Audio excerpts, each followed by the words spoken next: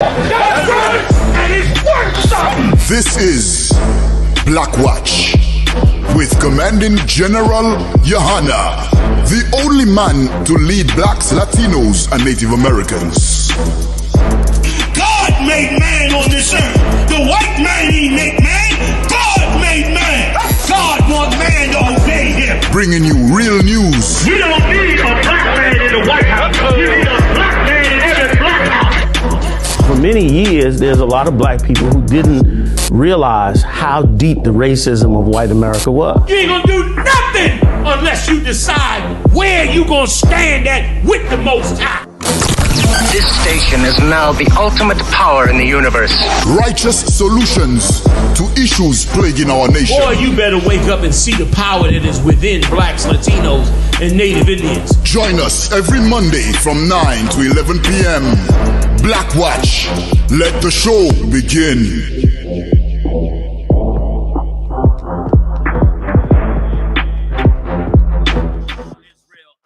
ISUPK.com is the website. Commander General Yahanna, I'm in the building. I got the heavy hitters in here with me tonight with all the madness going on. General Muhammad in the building holding it down. General Allah in the building holding it down. Officer Marah with his team, Yedayah Ibad in the building. Oh, and Cat McCall, everybody's in the building. God damn it, the world is here. You know what I'm saying? God, can you bring back on them a little bit? God. So yeah, so big shout out to Cat McCall, Abraham, and all his squad out there at the Hebrew Academy this week. We went out and saw the Hebrew Academy, man. They blew me off. I was blown away. Okay, big shout out to Officer Daniela up in here with us too, also assisting a minute. Kazak Imad, right? Also, who else? Cat Maria as well. Man, let me tell you something. That Hebrew Academy march was better than Esau's. I'm telling you. I'll go a step further. That's right. They had a movie. I'm a little, I got a little time on me. But they had a movie out where these Jakes had got locked up in the military and they was marching them. And then the Jakes started switching up the steps in the army. Y'all remember that movie? Y'all probably don't remember that movie. I do, and I wish I remembered the name. Yes, I wish I could remember the name of that movie. I know Lawrence Fishburne was in it. Yeah, he was in it. It was all the usual black actors was in it at the time. They was all locked up, and they was in the military. They got locked up in the military, so they had to do the march. And the brothers start flavoring up. Well, guess what? If the Lord allow, you're going to see a treat this Passover because you're going to see a march better than that march by Cat McCall and his team. Better than that. Brother, you know what I'm saying? You know it's hard to convince me of something. I'm killing everybody in here with criticism. They're about tired of me. About to do me like Caesar. You know what I'm saying? Sick of my criticism. But brother, when I saw this march that these brothers put together, it wasn't nothing I could say. They marched double file, and on the march, flipped it into 3 lanes. Esau don't even do that. That joint was bad, like I can't even explain. Like, you gonna be impressed this year. You think last year was something? I don't know. Was y'all planning on march coming in there? Man, if they march up in that Passover, man, you ain't gonna be no more good. Because it was smoking bad. So, congratulations to all the brothers, man, that completed the Hebrew Academy. They went through that hardship, man, and ready for their trials and get ready to get it on in about 3 weeks down in Cocoa Beach, Florida, man, for the graduation. A lot of cats got cut from the roster. The roster started out big, as it does every year, but a lot of cats got cut. But don't worry. Next year is available too. For whatever reason you wasn't able to complete this year, you can come back next year and get into it, man. And the Most High have grace on you and mercy on you and bring you on through the fire. You know what I'm saying? So look forward to that this year. So Can we get into it? Come on. What's rocking, y'all? Done. He didn't have a family waiting to welcome him back. Wrongfully convicted man clear now to seek damages from Ohio after serving 45 years of a life sentence. 45 years of a life sentence, man. That's crazy. Keep going.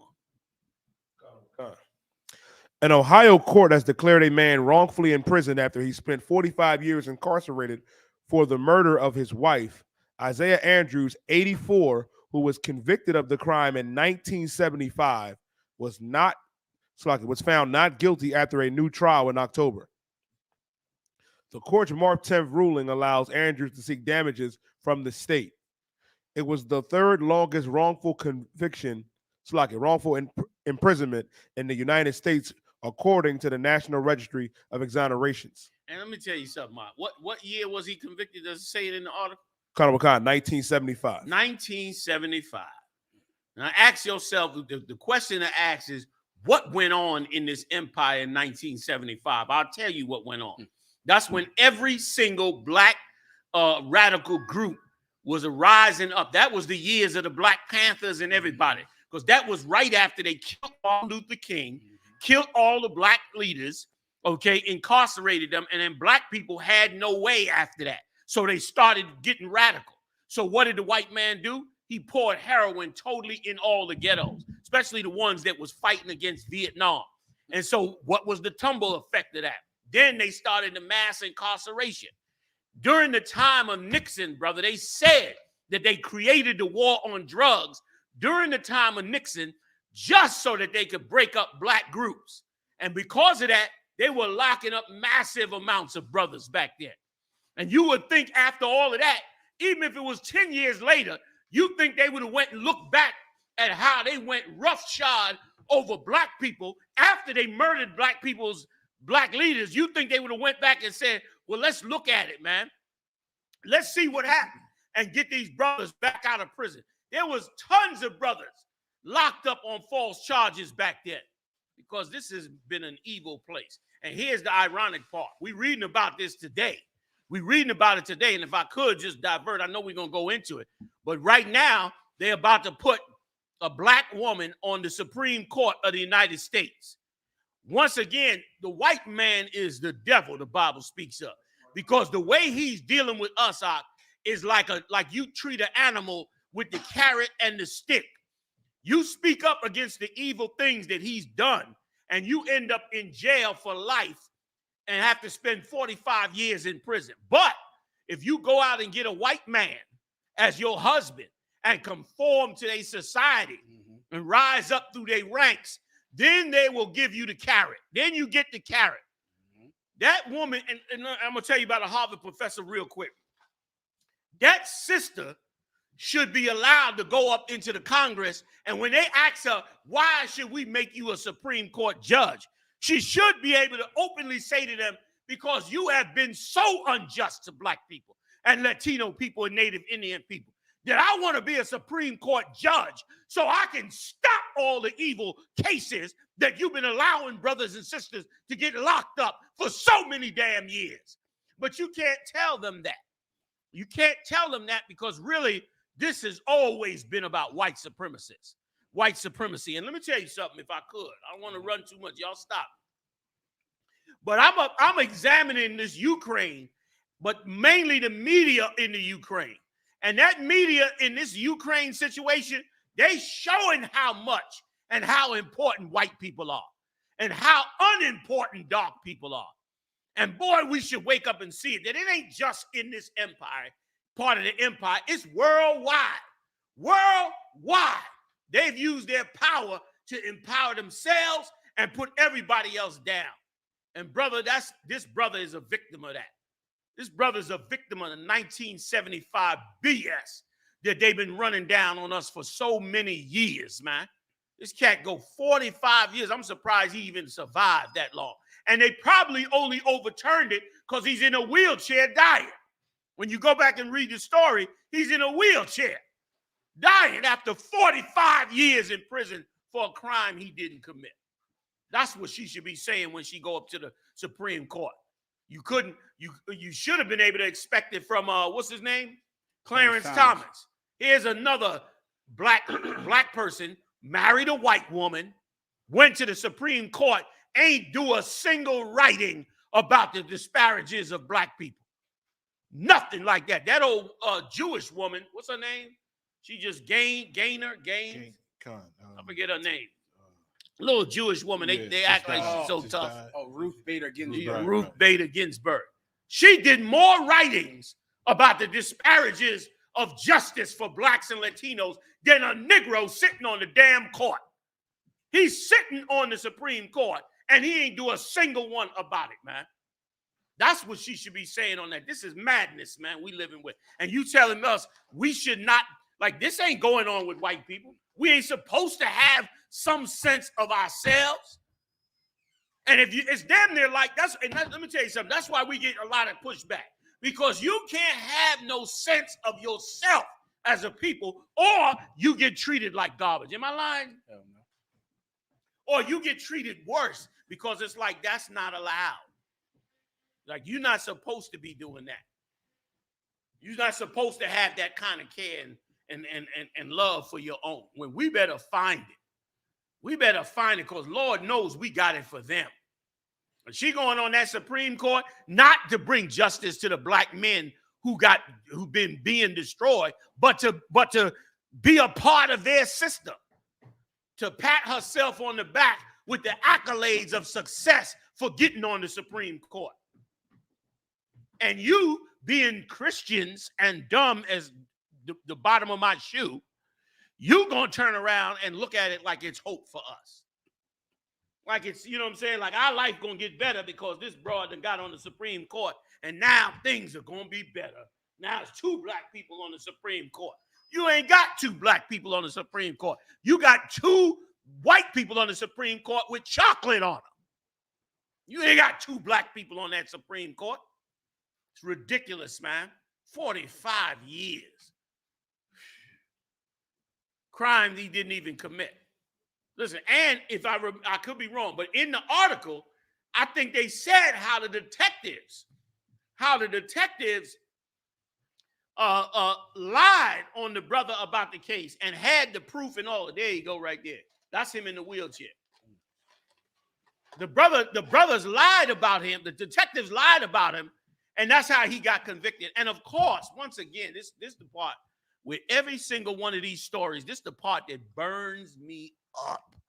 Is we read these stories and bring these stories out, and we never, ever, ever, rarely hear about the justice happening to them. Them detectives supposed to go to jail.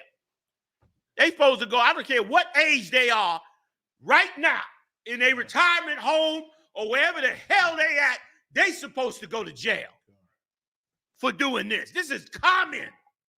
This is common practice. Okay, and in the 70s, it was damn near a mandate to lock up everybody. Wasn't no video cameras back in 75. Wasn't no iPhone in 75. So the main weight of the case was the detective's testimony. Whatever that detective said, that was what was going to happen. That's why they had a 99% conviction rate when brothers was struggling so much. I mean, black people during the 70s was in poverty like you can't even explain. You understand? Living in tenement houses down in New York City, living in a tenement house, you don't know where your next meal coming from. Meanwhile, this man taking over the whole damn world. Black people had to share, like, we knew about brotherhood and sisterhood then. Y'all jump in if y'all want to get in. Like brother, like back then, you understood, bro. Nobody had to teach you about brotherhood because you needed brotherhood and sisterhood because you needed it to survive. You needed it to survive and function, and them days are coming back. Thanks be to the Most High, because those days are our birthing pains to get us out of this hell from this type of madness, man. Right. Because listen, if you're a black man in America, Latino or Native Indian, and you hear this story and you ain't somehow saying to yourself, could this be me? And we know brothers in here that done got convicted off of stuff they didn't even do and sitting in jail. All my life, I grew up with cats like that. Some cats did stuff. and deserve to go to jail. But tons of cats did not stop. There's brothers, I told you, I've mentioned this many times. There's brothers that I grew up with in New York City, up in that Bronx side, that's crippled and mentally ill from beatings from cops to this day. You see them right now, you think they got cerebral palsy or something. You don't know what the hell happened to them. And then when you sit down and talk to them, they tell you what happened to them 30, 40 years ago. She's supposed to get up in that Supreme Court commission and lay it on them. And they supposed to accept. That's who they, listen, they supposed to be bringing her in for that damn reason. They ain't supposed to be bringing her in just to conform to the system. And they had a Harvard professor that came on. And they said, Harvard professor, what should she expect? And what should she expect in the questioning? You know what that Harvard professor said? She said, well, before I get to that, I'd like to say what I would like to see her do. I would like to see her be a representative for the regular guy that comes up. And that was cold. That she really saying for the black man. She said, I'd like him to be a representative for the common guy. You understand? I like the common person to know that when his case goes to the Supreme Court, she will take his case seriously and he'll have an advocate for the average guy. That's what she's saying what we say. What is supposed to happen if you got to go up in there. But of course, she said, but more than likely, she will be questioned on her ability to be impartial. Meaning, in other words, she gonna be questioned on whether or not are you gonna give niggas preferential treatment? Excuse my French. And this was and this is a Harvard law professor, black woman. She said that's what she's gonna be questioned on, whether she could be impartial. Which she's already proven that she doesn't prefer black people by her choice and husband. There you go. Good. Like it's not enough. They still looking like it. You a secret nigga lover. Are you going? All right, Salaki, go ahead. No, that was it. Yeah, like, are you in secret gonna turn around and actually help these Negroes, or are you gonna toe the line like it's been? And that's why, man, you better put your trust in Yahawashi right now. Right. That book called the Bible, our Constitution, brother. You better go pull that record out now and fill yourself up with it, because this endless hope in madness that never comes to fruition is going to finally come to an end. You're going to finally have a chance to relax from your pork-eating campaign of trying to save this empire and be a part of this empire. Your Martin Luther King dream is finally going to be put to rest. And finally, the Lord, and let me tell you something, if I could. Big shout out to the Israelite school, UPK. Big shout out to General Mahim and all the General Mayap, General Shalom, General Hazayan, all the generals, the captains. Big shout out to them, because let me tell you something what the world don't know. This is a secret I'm going to tell you. This is a secret only Israelites know. That the Most High is building a nation quietly underneath this empire. And brother, he's raising up brothers in this empire, not with guns or all of that. They already had those. He's raising them up with wisdom according to the records. And in short order, you're going to see the Lord bring this beautiful thing that he's creating out before the world.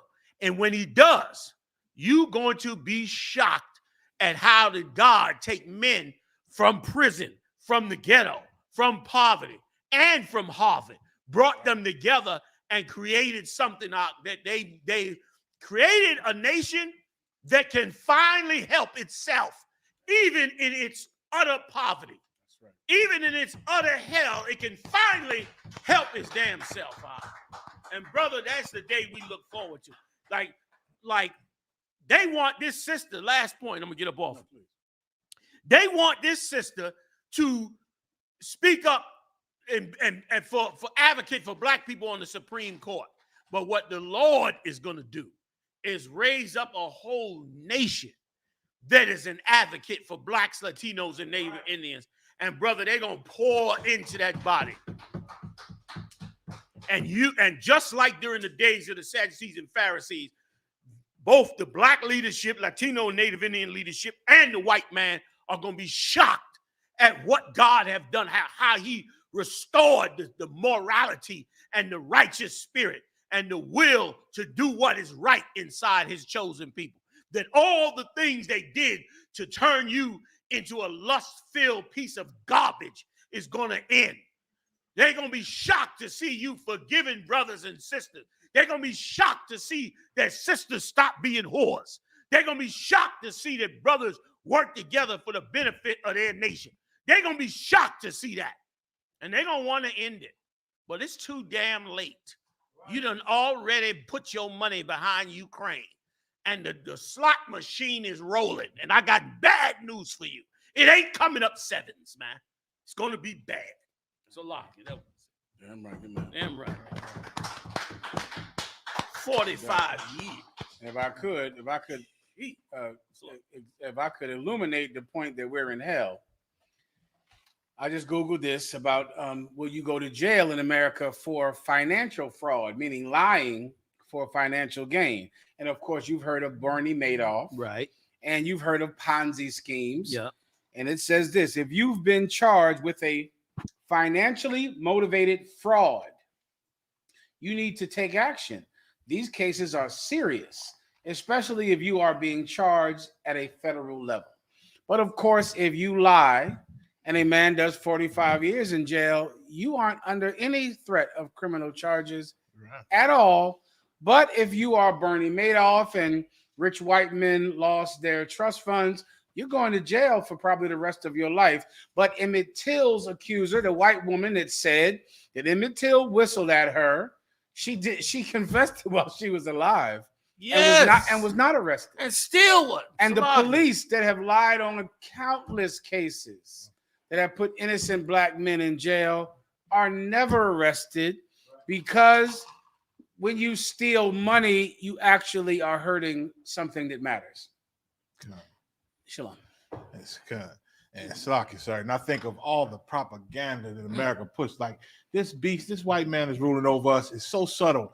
Everybody's seeing these on his movies, on different shows, where they make a joke out of prisoners saying, I'm innocent, man. I didn't do it. They make a joke out of it. I've seen plenty of movies where the inmates are talking and they say, what you in for? He said, man, I didn't even do what they said I did. And then they laugh and say, ha ha, none of us did. None of you. Hey, Joe, what you do? I ain't do nothing, man. And they make a whole joke out of you saying you're innocent as a prisoner.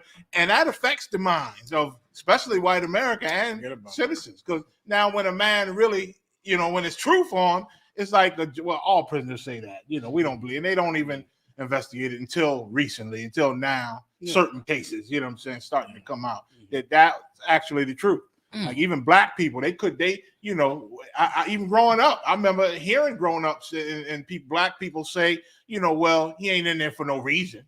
They ain't locking you up for no reason. Mamas telling their kids, they ain't locking you up for no reason. Like if the white man got you in there, then we just assume it got to be a reason. You have done something wrong.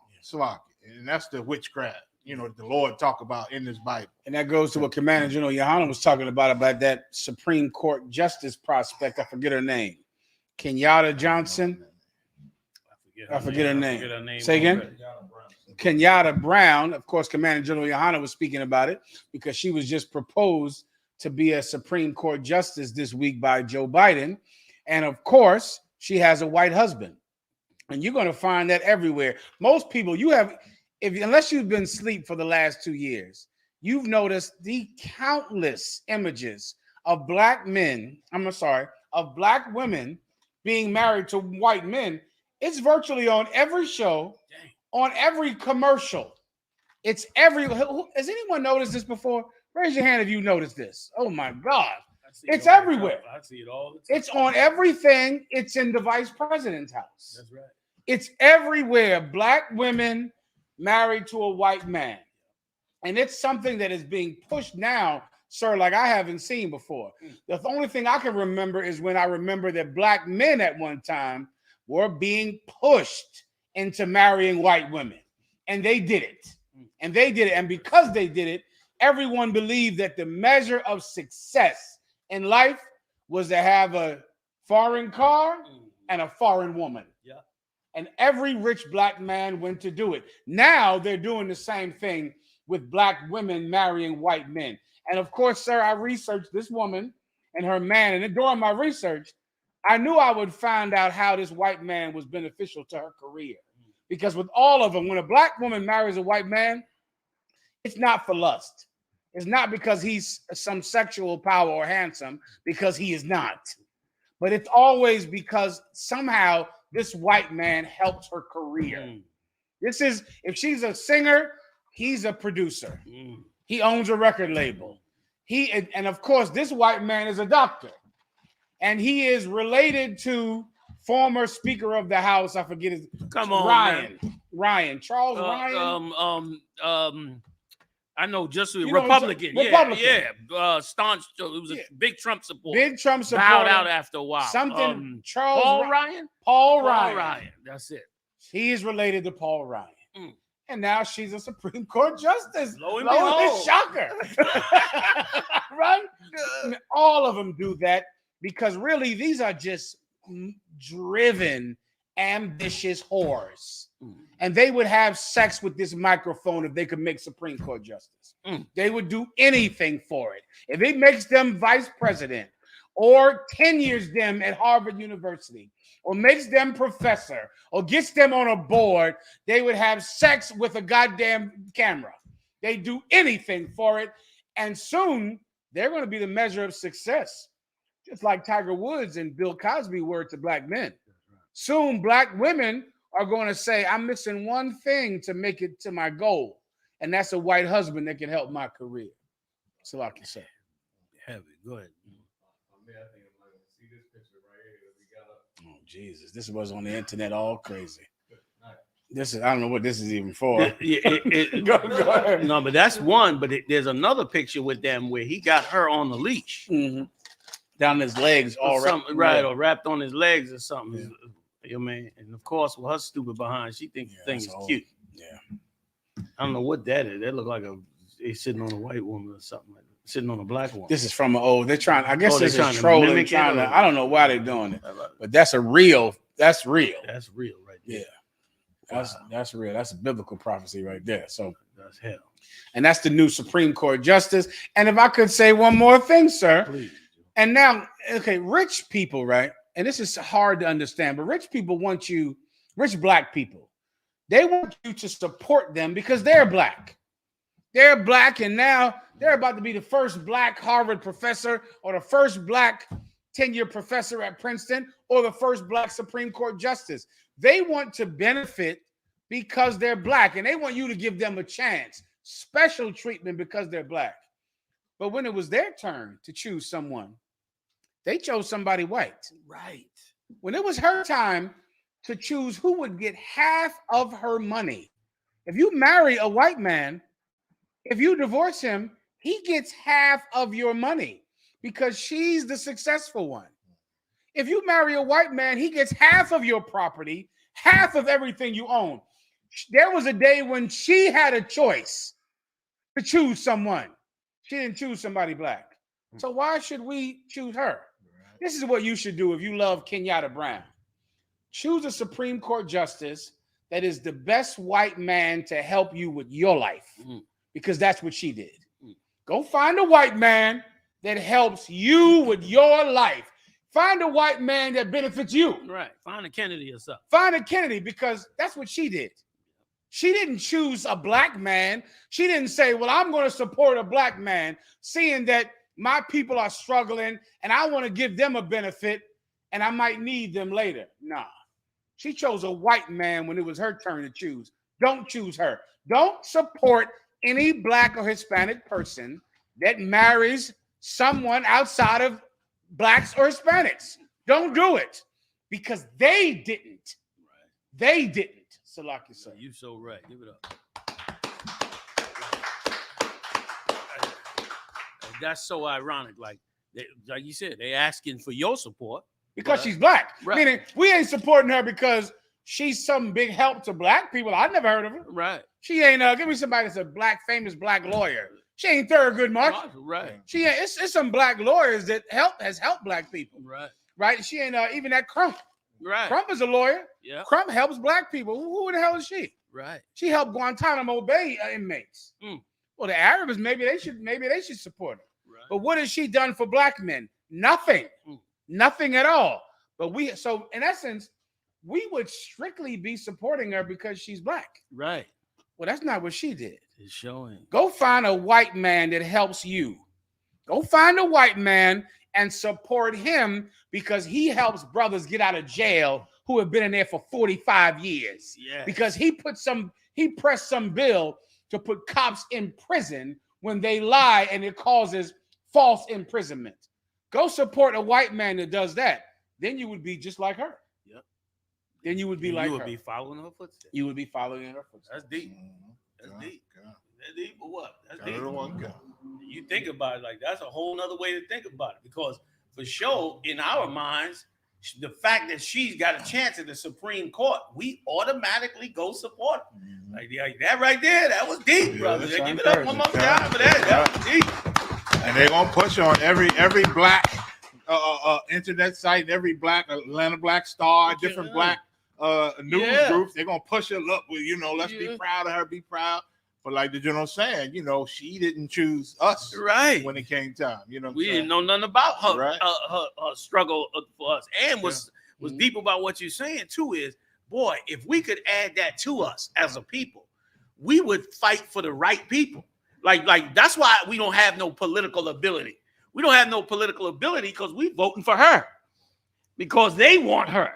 Like Obama got in office because they wanted Obama in office. There you go. Not because we knew who this guy was. This is some cat from Chicago. They said he was a community activist. That's right. And all of a sudden, because they put him on the stage, now we chasing after him and put him in the White House. But boy, what if we did have some real political savviness and say, well, who is this person?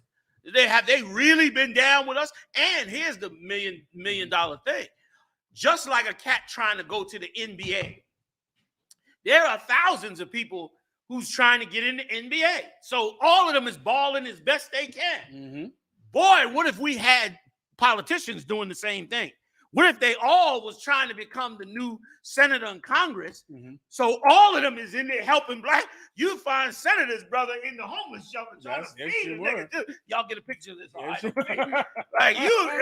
They'd all be helping us. They'd have to get up there because our mind would be right and we would know who to pick. We don't know who to pick right now. That was a good ass point. That was no time correct. Man. Damn right. So that's it. We took up. Sorry, go ahead. Also, too, sir, if I may, she did get a chance to speak about her father and her life. So, but she introduced it as I love my mother, I love my father. I thank them for being in my life. My mother, the breadwinner of the family, and just and made sure. Monster getting ready to go up on that court. That's it, for her to get before. Sorry, go. Let me. No, that was it. For her to get ready to come before the Congress of the United States. First black woman, world stage, and for her to take a shot at her father at that moment says she hates black men with a blood-curdling hatred.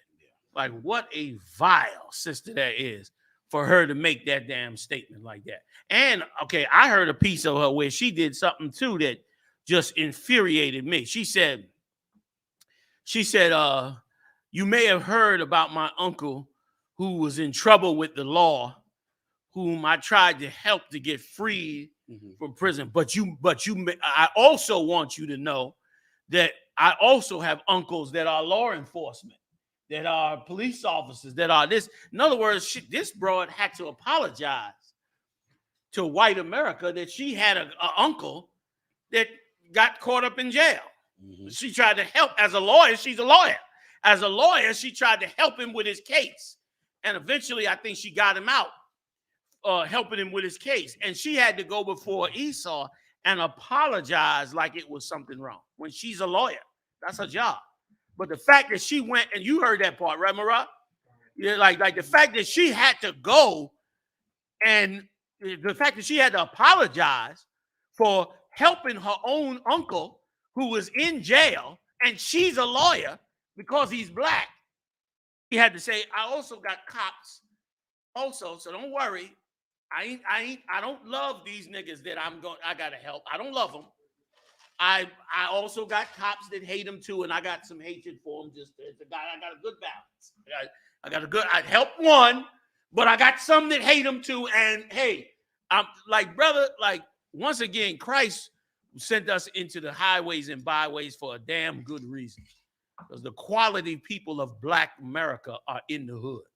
The quality people of Latino America, Native Indian America, they in the hood. They ain't in the Supreme Court. That sister right there is useless to us. But tons and tons of brothers and sisters are, gold to the Lord and to the help that we need. She's going to be a great help to America. You know why?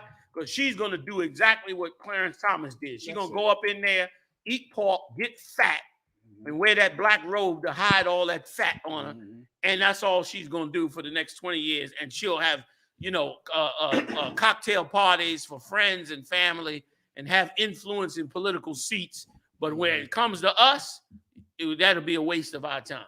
If I could, sir, and if you don't know it, look at Justice Sotomayor, who's Puerto Rican Hispanic. Yep. Now, I wonder what's been going on with the Hispanics for the last 6 years.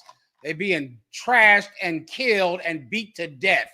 While Judge Sotomayor, who's so Hispanic, sits on the Supreme Court. Did you even remember she was up there while they're killing Mexico and Puerto Rico's being destroyed? And did you even babies in the cages? Did you even remember that there's a Hispanic woman on the Supreme Court right now? While Puerto Rico is, being wiped out and destroyed, while that candle factory was destroyed by the hurricane full of Puerto Ricans, while Mexicans are in cages on the border, you didn't even remember that there's a Hispanic on the Supreme Court. Black people, get ready for the same thing. Now you'll have a Black woman on the Supreme Court, and you're going to forget she's even there when they murder us. You're not even going to remember that you push some woman that looks like you, but casts you away for gain. You're not even going to remember she's there. Brother, that's him. That's wrong. You know what I mean? Because that's go ahead. You gonna say something, Salaga? Oh, if I could add, sir, if I could just say one last thing. I'm gonna show this too, just to sum up everything that y'all was saying, right? If I could, I got a big screen. This is what it says. I'll make it big screen, sir. It says Jackson tells senators she sees Breyer as a judicial model and would hope to carry on his spirit. This is what she said. Who's Breyer? This is the big one right here. Well, go ahead. You just gonna add something else to it? Kamala Khan, like she wishes that she can't carry on the oppressor spirit. So everything y'all just said, she summed it right up to say my whole thing on this courtroom is to carry on this person's spirit. You know what I mean? And not to not to save blacks. They do what they do for gain. That's why a politician is just useless. Yeah. Because really, if you're Black, you have to work on gaining white support. Right. Because Black people will support you because you're Black. Yeah. So you don't have to do anything to get Black support. Right. But if you're Black, you got to do something you got to support Justice Breyer and marry a white man and say that, your mother was a breadwinner. You support the police. Your family members are in the police. You have to earn white support if you're Black. So how in the hell can it help us? Right. It doesn't help us because we're going to support her because she's Black. So you don't have to do anything. But if she's Black, she has to make sure white men knows, I love the police. I love the white justices. My husband is white. So can white people support me? And it's just a bunch of whores sitting up there in robes. And you're wasting your time with even Karen, who's on the Supreme Court. Who even gives a damn? Who cares? Yeah. Can I show you a sister that is a strong sister, if you don't mind? Please. Show Commander General Yohanna what happened in South or Central America this week. Now, if you're in the world and you want to find a woman to vote for, I'll show you one right here, sir, if you don't mind. Please. This happened this week. I don't even know where this happened. Maybe one of the people in the chat room can tell us where this happened. But this is a woman who runs an ice cream stand somewhere in one of the Hispanic countries. That's all I know. She runs an ice cream stand. She hasn't been to Harvard. She hasn't been to Yale. She's no one that'll make it on a stamp or on a $20 bill. She runs an ice cream stand in a Hispanic neighborhood. And there was a young sister that came to get some ice cream. But she started to notice a man lingering around the ice cream stand, paying a little too much attention to the young girl getting ice cream. And so she's watching it, and you can see that she's beginning to feel like she has to protect this girl. And then she thinks it and thinks it and thinks it. And you can see her suspicion. And then when she walks away, she sees a car pull up to the ice cream stand with a door opened at the perfect time that the little girl was walking by the door. She saw it and jumped into action and escorted that little girl away from the car. The car noticed it, shut the door, and ran off. She gets her phone, films the car, gets on the phone to call someone for help. If you want to choose someone, choose her. Yes. Choose her. That sister has the heart of a lion. Her. She should be praised. Her. Not Sotomayor or Kenesha Brown or Hillary Clinton or who's that, the vice president one? Harris. Like not some ambitious whore who would do anything to get a promotion, which is who you follow for some reason if you're a woman. A woman who will do anything. Let me tell you what else they'll do. They will destroy you so that they can be the only black one that works there. That's right. They do that as well. Yep. When you go support some black person and put them in a job, they're now in a room with white people. And white people go, well, should we hire Jamal? What do you think, Kenyatta? Well, really, Jamal hasn't earned it the way I've earned it. I had to pay my dues to get here. Jamal hasn't paid his dues. So he shouldn't get the seat that sits right next to me. And then the white people go, that's what I was thinking, Kenyatta. I see we made the right choice in choosing you. I see it because she's the one stopping any more black people from getting hired. Her. She's the one in the ears of the white people saying, well, I don't know about him or her. I'm not sure about them. I know because I'm black. So I know that you really shouldn't hire this other black person. And then now you're sitting there worshiping the one black professor, the one black CEO. This is why they're the one. Because white people come to them and ask, should we hire Tamika? And they say no. They say you should not hire Tamika because they want to be the only black one there because that empowers them. They're stopping you from getting a promotion. The black one is stopping you. Now, if you don't know what the hell I'm talking about, I know you do know what I'm talking about. Anyone in academia or that works in some big job, you know exactly what I'm saying because this is what happens. I gotta go. I can't talk about it. This is just, you're gonna live this if you try to achieve. Like if you try to go to college and get a master's degree, you're gonna be like, yeah, there's a black person on the board. They're gonna look out for me. That's the one that is not getting you the promotion. That one. They're making sure you don't get the promotion, sir. And it's going to help you with your training on hating your brother. Because you're going to know that every time you see one of your brothers or sisters, that they the one that's going to cut you off. But what I wanted to tell you is that what you said, you actually, without saying it, you actually told a clear biblical story about Christ. Mm-hmm. Like you said an exact biblical story about Christ. You got it for me? This is this what y'all want to know, the crabs in the barrel mentality. I'm about to read it for you right now. You want to know exactly what General Muhammad was saying? We're going to read this for him right now, and you're going to see it's exactly what you just described. Go ahead, tell them where you at. Khan, the book of John, chapter 8 and verse 44. Ye are of your father, the devil, and the lust No, but stop. Go to where he says, where Caiaphas stood up and he said, you know nothing. Now you get it. I get it. You know what I mean? It's right around there 46. Where he said, you know nothing. For that the nation lose this one man. They debated what they should do about him. Right. He said we do nothing. Like what you saying is exactly that. Like she can't let nobody else get on the Supreme Court because she'll lose her power and seat. You know which one I'm talking about? 49. My bad. I went to 8. My bad. The book of John, chapter 11, and verse 49. And one of them named Caiaphas, being the high priest that same year. He was the high priest that year. Go ahead.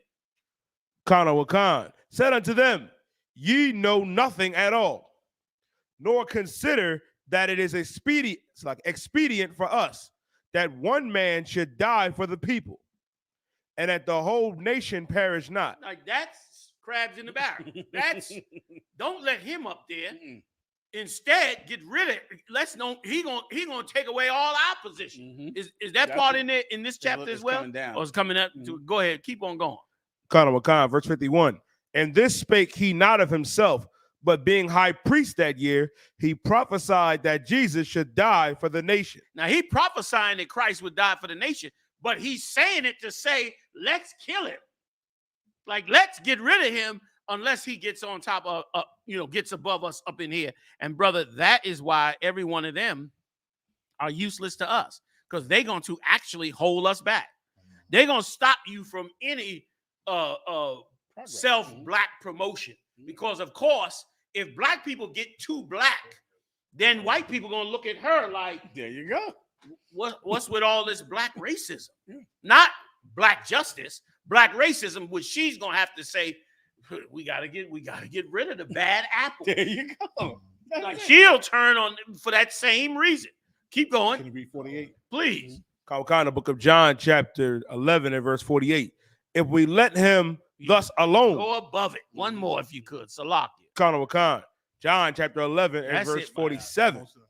Then gathered the chief priests and the Pharisees a council. Like this is what happens when blacks, Latinos, and Native Indians decide to take care of themselves. Decide to do exactly what the slave masters say. Don't he say, stop blaming the white man, pull yourself up by your bootstraps, this, that, and the other. The problem is when you go do that, the Supreme Court judges and everybody else is going to work against you. And you're going to spend 45 years instead in prison for no goddamn reason. Right. You know what I mean? They killing black men on the streets of America while you got a black and a Latino on the Supreme Court of the United States of America. And absolutely no justice going to them. The entire world had to protest for somebody to go to jail for George Floyd. The whole damn world. They was protesting in Australia for somebody to go to jail for George Floyd's death, which was on tape in front of, with eyewitnesses and videotape in the public, and it was still a question of whether or not they actually committed a crime. Like, this is madness, man, what we up under. Okay, they don't even do this in countries where they actually oppressing people. Like countries that they actually with no freedom wait a of minute, speech, wait a minute. Did you hear me? Yeah. That was a little bit of my brainwash. I said where they actually oppressing people. Like they not oppressing people here. I'm jammed up too. I'm still detoxing. I had to catch myself. Like the right side of my brain had to catch the left. Like, oh, you wrong. The right side of my brain had to check the left side.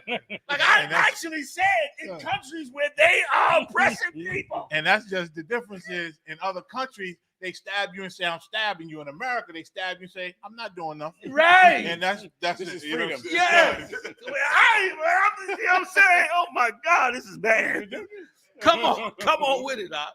That is bad. Go ahead, read. I'm sorry. Sir. And said, what do we? For this man doeth many miracles. You see that? That's the don't let him get up here. Like you brought out. Don't let him get up here. He does not deserve it. Go ahead. If we let him thus alone, all men will believe on him. This is the biggest problem. This is why, listen, John Haldeman, part of the Nixon cabinet, said, he clearly said, we started the war on drugs to bust up and destroy all black groups and arrest their leaders. That's what he said. Because for this same reason, because otherwise everybody would listen to us. Do you realize that Christ has given us the truth back by signing that covenant. And because of it, the Lord, being a man that keeps his word, gave us this knowledge back. Do you know if they leave us alone, we will wake up all 12 tribes of the nation of Israel. From here to the very bottom of South America will all be Hebrew Israelites, according to that Bible. According to that Bible, everybody would eventually wake the hell up, even the staunchest enemies of us, just like Paul. Paul was totally against the truth, ready to kill Israelites, held the coats of them that killed Stephen, and he still turned to the Most High. If we were left alone to just teach what we're teaching, however crazy it sounds to those that's in the world, we would change the entire Black, Latino, and Native Indian community. Read on. And the Romans shall come and take away both our place and nation. That's why you have to obey the Most High. Because without obeying the Most High, you're going to have to obey a slave master. And that slave master is going to require the blood of your people for you to get anything. Like, they ain't killing us and incarcerating us for no reason. That's part of the deal for those that get on the Supreme Court, or those that become a congressperson, or those that become head of corporation. Part of the deal is we got to destroy your people so that we can make all the money we want to make off of them, and we'll give you a crumb too. We'll give you some honor in our kingdom too. They had so-called Jews helping the Nazis. Yes. That's what the whole Schindler's List was about. You know what I mean? That was the whole damn movie, was about how this cat working with the Nazis, but still trying to, help his people a little bit. But meanwhile, he working with the Nazis, getting everybody killed in the gas chambers. Well, guess what? That's us. That's us right here in this empire right now. And Christ spoke about it, and it was so profound because this is the man that led to getting them killed under Pontius Pilate. This same cat right here, with this same mentality, like the Supreme Court judge, led to Christ being put to death. Go ahead, read on a little bit more. Salakia, y'all. Y'all jump into it. Verse 49. And one of them named Caiaphas, being the high priest that same year, said unto them, Ye know nothing at all, nor consider that is expedient for us, that one man should die for the people. It's better a few of y'all go to jail and be killed than the white man turn on all of us. It's gonna make so much sense to them. Come. Just like this made so much sense. Come. Like it's worth it for a few of y'all to get some bad treatment, and then white people don't have to be too upset, and I can get on the Supreme Court and get all the ambition that I want. Go ahead, last verse, I think it is. Sir. That one man should die for the people, and that the whole nation perish not. And this he spake not of himself, but being high priest that year. He prophesied that Jesus should die for that nation. My brother, they're going to set out to destroy the Lord's nation, and it's going to be just like it was in ancient Egypt. Right. The more they seek to destroy us, the more we will multiply and become greater and better and wiser and stronger and pursue the Most High, man. And it is going to be amazing to see before your eyes. The water. Salakia, yo. Where we going? I have the video of the sister protecting the young girl. Please. The young sister. Check it out, yo.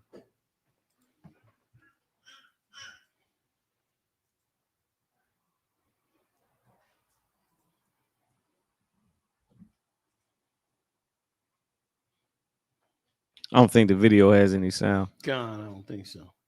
Look at the predator there. And how horrible is child trafficking now? How horrible is that? Take an innocent child that ain't done nothing to nobody and to put them in a horrible situation and prostitute them, man, for your own gain. You got to have a real level of inhumanity. I'm sorry. Sure. Yeah, I'm just agreeing. And see how the car's set up?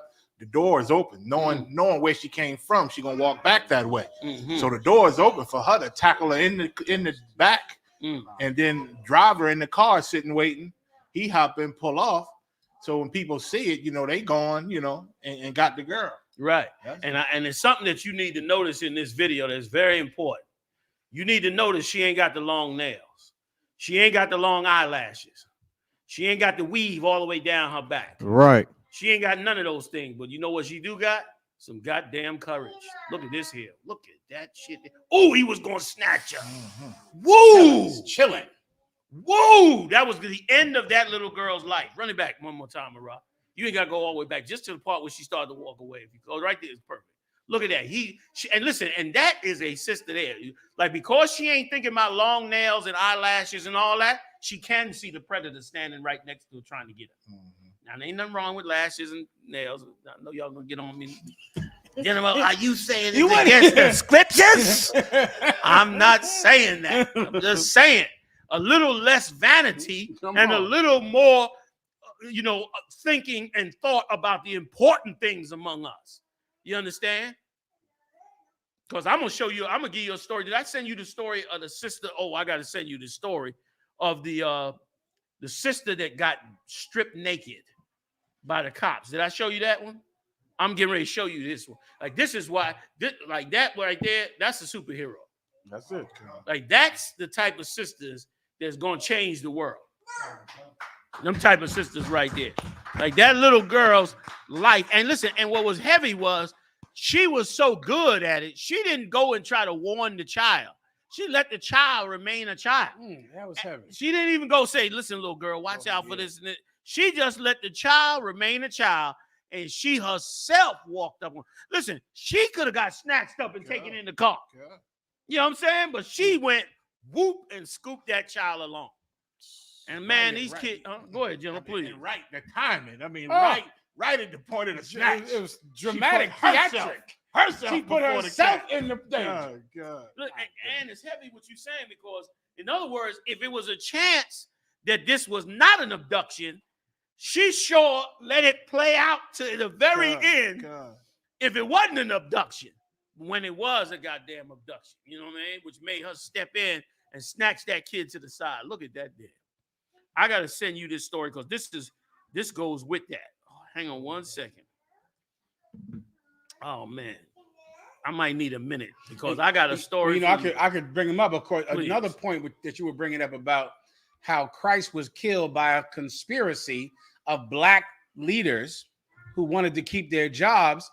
That's speaking about the national level. Let me make it real simple for you. Black cops. On the surface, you would think the best thing in the world would be to have more black cops, more representation, right? That makes a lot of sense to everyone. Here's the problem. A black cop has to prove every day that he will not be biased in helping black people. That is his burden. He has to make sure every day that his white fellow Blue Lives Matter cops can trust him and that he'll make sure to be just as hard on a black criminal as he would a white one. Here's the problem, though. There ain't no white ones that he ever sees ever. So then all he does all day is show his fellow police officers that he can be cruel to black people. He has to prove it. A lot of these black cops who beat you up in the past, right? They didn't want to beat you up. They didn't want to do it. But they knew because they were black. And it's listen to this. Because they were black, they had to beat up a black person because they're black. That's right. When in your mind, you support more black cops thinking a black cop will show me kindness that a white cop won't. You have a better chance of a white cop feeling like I have to prove I'm not racist. A black cop has to prove he's not. And he's going to knock your jaw off. Yeah. Damn right. To prove that he's not racist. It is crazy as hell, but it is factual. And it's what Christ killed. These black leaders had to prove that they were with the Romans, not with this revolutionary. So they had to murder him. But really, they had to murder him for progress. Yes. For the people. For justice. For the to show people, that really. Everything was Yeah. sorry. I mean, No, for the people. To yeah. really, this is how I can really affect change and help the people by murdering this man. Because really, if I keep my job, you know what? then I can really do some good. Yes. So it's better that the nation needs me to be president or be congressman or be mayor or be police chief, because if I was police chief, I could really affect change. So when I have to break your jaw as I'm a sergeant, that'll make me police chief. And isn't that where I can really do some good to help the community? Work from the inside. Work from Jesus Christ. Oh God. Well, I can make change from the inside. Well, here's how you get on the inside. Break the jaws of black 13-year-old boys. Yeah. And then you get on the inside. That spirit, General, that spirit plays out. Just learning from y'all and just seeing the things in this world plays out everywhere. In court, I've lawyers then told us that when it comes to juries, you think you got a chance because you see so many black people on them juries. Nah, that ain't the case. Oh no. According to lawyers, talking to them afterward and seeing why they made this decision, why they did that, you are better off with an educated white man. Yes, sure. You understand? I've heard that. College educated. Because remember, a black juror is sitting next to a white one, and he is trying to impress him in the jury room. Yeah. He doesn't want to seem like a nigger in that jury room. Yeah. So the white man goes, well, he's surely committing crime and doing these things. And he's going, yeah, that's true. I'm one of the good ones. Right. Would you say guilty? Guilty. My mother. Bring it out, my Listen, go ahead. In high school, I remember, man, it was a time where I was at the end. I was dealing with a racist Jewish English teacher, right? And I just stopped going to a class, which was my fault. And so she was trying to jam me up, graduation and summer school and all that there. And so, I tried to make a little uproar, talk to the counselors, the principal, and I was told by one of the school staff who was like cool with the students, and I dug him. He was a brother. He said, "Listen, man, get your parents up here. Your parents come up here and say what they want. They got to do it.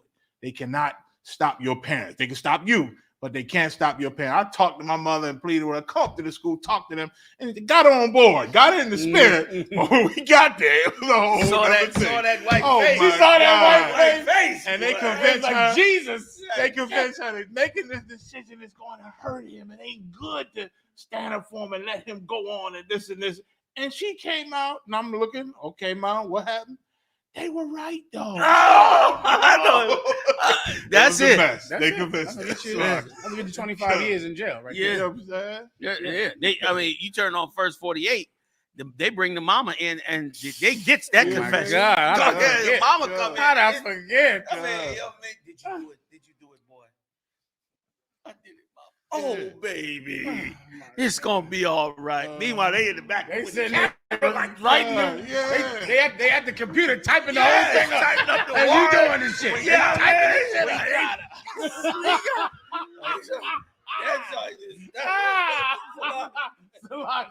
Captain the car. Oh. You got him a camera? You need a mic. That's how that cat did with that woman and the 7 sons. That's right. That cat, that devil was coming at them boys. Yes. And said, listen, went to the mother and said, listen, talk to your sons and stuff like that. She ain't gonna get that confession from them. They died on that. So give him a hand. That's right. Damn right. That's a fact. Go ahead, you guys. Talking about in the Apocrypha. That's what Captain Car was speaking about. Go ahead. The woman who had 7 sons. Damn right. Died. You die? If I could, sir, I got a story to tell y'all about me and my slavery. I told General Mayaka about it. I told Officer Murat and Officer GEN.YAHANNA. Recently, I had a Pepsi vendor come in here and make a racial slur to me. Dang. You know what I mean? I went, I came back from my lunch. I said, man, I got about to go on my lunch, but I'll take you. He was like, well, I know how y'all feel about y'all Popeyes. I'm like, oh. I was like, okay, Esau. Went to the supervisor above me, went to his supervisor. Eventually, you know what I mean? I had to go above my supervisor's head to the district manager, was his sister. Gave me full authority. I banned the devil from the store. I've had brothers and sisters come up to me and like, why you ban Henry? You know you like that Popeye. Oh! Like that's hell. That make you want to really shank one of them. Don't nobody do that. Don't do it. Don't do nothing. I'm not advocating any violence here. There you go. Just saying you can express how you feel. You can express yourself here, after here, you have to adhere to the rules of society. Shalom. There you go. Don't nobody go do nothing you ain't gonna do. But my God, dude, you working with this cat every day, and you get rid of this Edomite who's saying racial slurs to you, and this clown that you working with every day come back and chastise you. He come at you. If I could, sir. Clowns, brothers and sisters. Like, you know what I mean? Like that show you, brother, that this fight, even though this is the most noble fight in the world, okay, and for those that like to fight, we love it. You know what I mean? We truly love it. But boy, you are in a real fight because our people are so destroyed. Yeah, man. You in a real fight. Because of how destroyed our people are. Yeah. You know what I mean? And once again, we got to relearn how to love each other, man, and love each other without having to love the other nations as well. Like that is where we at. But now let me show you where it can go. Did you get the story? Please read this. This is a story right here. I watched this story out. I mean, I read this story, and I'm telling you right now, this story right here is bad. I watched this. I read this story out, and I could not believe it. My mouth was hanging open, like who gives a damn who's on the Supreme Court? I want to know who runs the goddamn block. That's it. Who runs the damn neighborhood? Like that's who we need. We need brothers who are going to run these neighborhoods and make sure these people get fed and are safe and secure, and ain't no drugs running through, and ain't nobody turning against them and using them to destroy them. And brother, we'll come up out the ground overnight. The same way you watch them bomb Ukraine into the Stone Age in 30 days, the Most High will raise up blacks, Latino, and Native Indians out of the ground in less than 30 days if we turn back to him. You understand? That's what he'll do. You read this heavy story. Generals, y'all check this out. Captains, y'all check this out. This is a very, very disturbing story. Go ahead. Khan. ChildQ is what happens when black girls are robbed of their youth. It says this week report. They got, if I could just explain, they got a category for young women, young teenage girls who lose their way and lose their ambition. They call them ChildQ. And they got a new category for them because there's so many of these young sisters who's being molested and being violated that they hit their teenage years, get violated, and then they stop living. They just stop. They don't go to college no more. They don't finish high school. They barely get a job. That's the person the brothers and sisters you see years and years later, that they bitter, they angry, they building broken families. This is the ChildQ. Now you about to see some of how these ChildQs come together. And let me tell you something. Only the Israelite School of UPK is equipped to save these young girls again. We the only ones equipped to do it because nobody cares. I mean, nobody gives a damn about us. Go ahead, because I keep cutting in on it. Go ahead. Khan, this week, a report published by the Hackney Council revealed that in 2020, a 15-year-old black girl at a Hackney secondary school was strip searched while on her period. 15 years old. Go ahead, give him some more. Khan. Over unfounded suspicions, she was in possession of cannabis. They said she seemed like she got weed on her. Let's go ahead and strip search her. 15 years old. Underage. Go ahead. Khan. Jesus. The young girl was made to bend over naked, spread her legs, and use her hands to spread her buttocks while coughing. Where was like jail? This is in school. It's in middle school. She's 15 years old. She's in middle school, 15 years old, and these bastards strip searched her, made her bend over and use her hands to spread her cheeks like she was in jail. These were some perverted, disgusting damn Edomite cops. Go ahead, Otto. Read on. Khan. Like this is unholy. Go ahead. Khan. This was done on the basis she smelt of cannabis. Khan. It says the young girl's mother was not notified by the school in advance and was informed of the incident by her daughter. They didn't even tell her, call her, nothing after the incident. They put her clothes back on her and sent her the hell back out the door like nothing never happened. You telling me we shouldn't run away from this beast, man? We should not run away from him, man. Go ahead, Comic-Con. 3 Metropolitan Police officers are under investigation as a result. Once again, didn't I say about these stories? It burned me up. It's always why they ain't arrested? Why they ain't charged? Under investigation. They supposed to be locked up right now. Once again, of course, why would I ever expect to be any justice in here? 15 years old, like this is bad. Go ahead. Khan and Wakan are under investigation as a result, and the report has stated categorically that the search was insufficiently attuned to her best interest or right to privacy. Like, you see how they word it? That's so disgusting. It was insufficiently attuned to her right to privacy and her best interest. Insufficiently attuned. It was a fucking violation by some disgusting bastards, man. That's what the hell it was, man. You understand? And let me tell you something, man. This nation, black people, Latino, the Native Indian people, you better start having supreme empathy for your people. That is my daughter that just got violated on this damn news report. You understand? And you had better have some goddamn empathy for you and your people, because, brother, this is unacceptable. This is totally unacceptable that this happens to one of our daughters out. And this, let me tell you something, Mom. Like, this is why we got to call on the Most High. Like, we got to, don't even ask me about praying to the Most. I want to provoke the Most High. I want to aggravate the Most High on the throne. I want to aggravate him that he come down and give these bastards what they deserve for this type of evil. Like, they got no sense of, we mistreated black people for 400 years. Let's be careful here, okay? That's supposed to be in their training manual.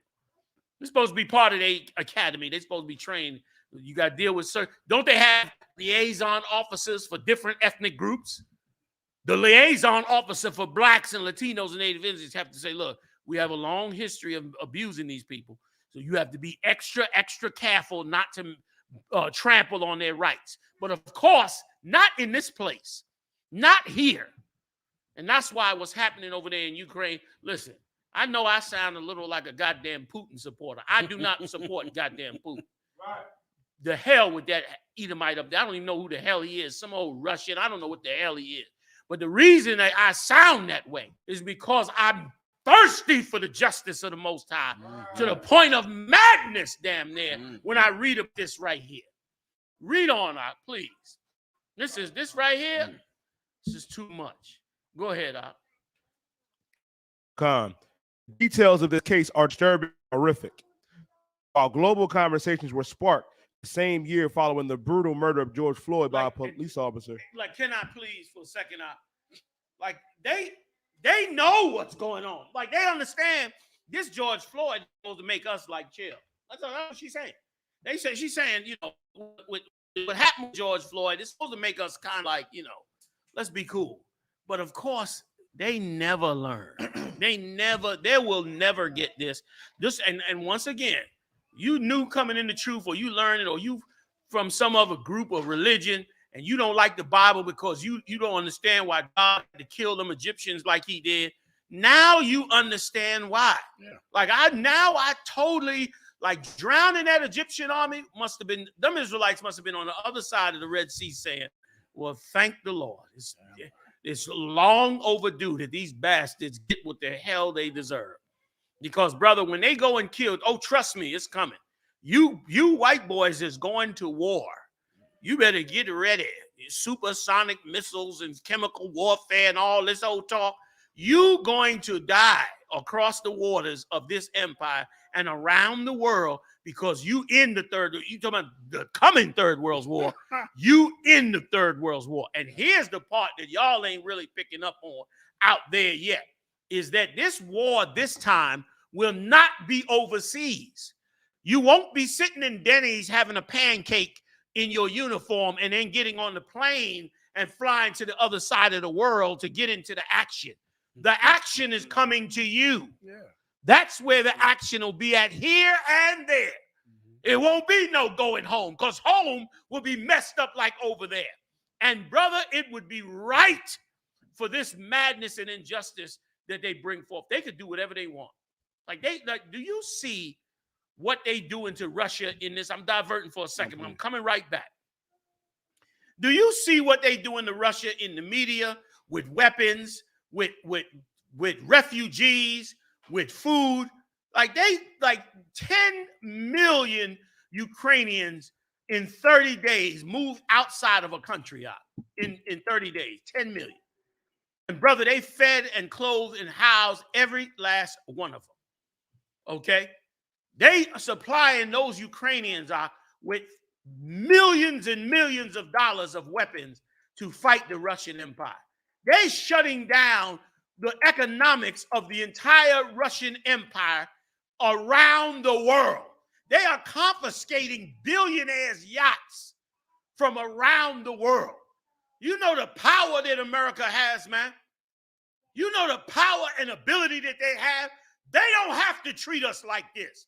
And they don't have to allow their people to treat us like this. They have the power to move the entire country in a direction to stop this kind of madness, man. But it doesn't matter to them. It doesn't matter to them. And it is why you should do the foolish thing. You should be a fool. You should instead, you should pray to a God you never saw before. That's right. Because it's better than listening to them. It's better than putting them on the Supreme Court. It's better than following them. It's better you pray to thin air than put your trust that they will fix your life or give you righteous judgment. It's better you open a book that's 5,000 years old called the Bible and believe in that God than listen to them. You got the nerve to say something because we say the white man is the devil the Bible speaks of. That's right. Go ahead, you die. Damn right. Damn right. Finish that article out. Y'all, Salaki, y'all want to jump in? I mean, hog it up. Go ahead. Comic-Con. This was in the UK too, sir. This was in the UK. Well, I can prove you more right if you would like. Please, There was a doctor named Dr. Nasser. Well, He was an Olympic doctor, sir. Oh. And you know what he would do to girls who were going to the Olympics? He would give them medical procedures that were not needed. Yeah. For nothing, and tell them that I have to check your vagina for this. I have to check your vagina for this. But these procedures were unwarranted. And so much so that a lot of times the parent was in the room while he was molesting their children, but the parents didn't know because they thought this was a medical procedure. Come to find out later, the little girl felt so uncomfortable that they began to talk to these girls and then to investigate why he had to check their hymen, why he had to give them this procedure. Come to find out they didn't need the procedure at all, and he was molesting them and no one knew. If a cop pulls you over and thinks he smells weed on you and makes your little girl open up her behind and bend over, and there was no reason for him to do it, then that's sexual assault. Yes. Nassib is in jail right now for doing that. Let me make it worse for you. If you're a black man standing on the street corner and the cop digs in and grabs your penis to see if you're holding drugs next to your thigh, that's sexual assault as well. Damn right. You were sexually assaulted by a cop because there was no reason for him to search you. But he said, I'm searching you. And of course, he has to check to make sure that you're not holding crack next to your inner thigh, next to your penis. He has to squeeze it there, squeeze between your legs. Later, guess what? He didn't have probable cause to search you. Dr. Nasser is in jail for like 100 years for doing the exact same thing to kids that matter. To kids who are actually counted as humans. Salaki, sir. Like insane. Insane. Is there more to that story? That's pretty much it. I mean, that is insane. damn sane. And he molested hundreds of girls. Yeah. That piece of garbage right there. And Listen, so the Ed same. was arrogant when they was arrested, when they were locking him up. He was arrogant, like he shouldn't get all this time. You Because understand? this is a medical procedure. Right. It's like the cops. It's like on the surface, well, I am the gynecologist. Right. It's my job to go in between their legs and to check their vagina. But then when they say, well, why'd you do it? There was no reason to check. This wasn't their regular gynecological exam. He just called them in and said, I got to check your vagina this week. They do it. Why? Because he had the job of someone that you trust. He held the position of an authority that kids trust, like a cop. He's in jail, and these bastards, nothing will happen to them. Yeah. I don't have the prophet to say that, right? I'm going to just make logical sense. Nothing will happen. Nothing will happen to any one of them because everyone will just say it's a hard job and it's a very difficult job to have. I don't think it's harder than a gynecologist. I think you need about 13 years of college to be a gynecologist. I think to be a cop, you need to just be cruel. So I think it's a lot easier job to be a cop. But Nasser is in jail for about 100 years, and these cops will be under investigation until we all forget about it. And that's why, damn right. And that's why it is, okay, one of the vilest things, when I turn on the TV set, and one of the vilest things that I hear on that TV set is when they say, well, people need to follow the law. People need to obey the law. Like, if you follow what the procedures of the officer says, then you won't have no problem. Like, it makes me want to vomit. Because, brother, that law is what they're using to violate the Lord's chosen people every day in this empire. And, brother, what they did to that sister right there, 15 years old. And remember now, and you read down in the article, it says she becomes a ChildQ. Because after that, of course, she don't want to go to school no more. She can't think straight. She can't get it out her mind. Her mother says whenever she goes upstairs to look for her, the girl is in the bathtub all the time, trying to wash it off her. All the time she's in the bath, she got to tell her, come out of the tub. She's a ChildQ. She just stays in her room. She just lives on the internet. She just tuned out society because of that, because two white bastards wanted a goddamn thrill and had the law to use against her to abuse this poor child. You understand? When they knew good and well, if they thought the child had weed, they could have did a pat-down search and they could have arrested her. They could have did 1,000 things. They could have called her mother. They could have did, and she's a child. They could have did all of that, but instead, not only did they not call her mother, they strip searched and did all that they did, and then turned around and never said nothing to her mother. Hoped that she would just go home and that would just be the end of it. And she, tell her friends, that the cops did this and this and that, because they don't have no sense of the cruelty that they have for you. And brother, I see it every day when I turn on that Ukraine, those Ukraine reports. Like when I turn on that Ukraine news, that CNN and all that, I see empathy from white people that I didn't even know they had. It was like, I didn't know they had this kind of empathy for anything. Not even their dog. They had this much empathy for. But boy, they on that TV like, look at the suffering. Look at they bombing the hospitals. Look at the babies being killed. Look at this and look at that. And brother, they pouring out. They said they raised like $60 million in donations in the last 2 weeks for the people of Ukraine. Like the empathy, and not for yourselves. And they are full of empathy for themselves and none for you. Like we in a backwards ass world. And it's time for you to wake up, man, and come back to the King Yahushua and begin to start to look at your identity, man. Salakia. Damn right. Damn right. So where else we going, you die? Okay. Y'all have anything particular? If I could, please. It's terrible. Oh boy. U.S. grants Ukrainians entry at Mexico border. If you want to look up a story to make you more mad, if you ain't mad enough already, oh my, then you can go ahead and check out this one. This is what happened 2 days ago. And if I please, sir, before you even read it, I'm gonna send it to the real brother quick. Like they don't. that shows you how little they care about your life. They don't even try to hide the fact that they trying to kill you at the border. Mad as hell on horses. You understand?